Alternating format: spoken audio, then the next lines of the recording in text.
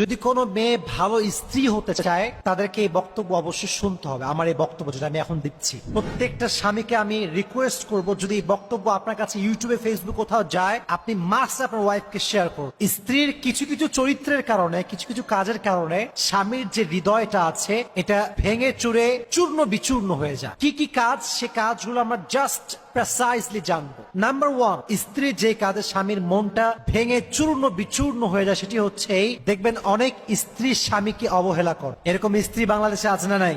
প্রচুর পরিমাণে অবহেলা করে। আমি বিশ্বাস করি আপনি যাকে ভালোবাসবেন সে হচ্ছে আপনার জীবনের সবচাইতে গুরুত্বপূর্ণ মানুষ।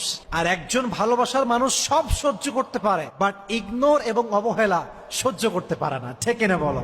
আপনি স্ত্রী হয়ে আপনার স্বামীকে ইগনোর করতে পারবেন না। No, you can do that. You don't have the right to do that. আপনার সবচাইতে প্রায়োরিটি লিস্টে ফার্স্ট যে নাম থাকবে সেটার নাম হচ্ছে আপনার হাজবেন্ড।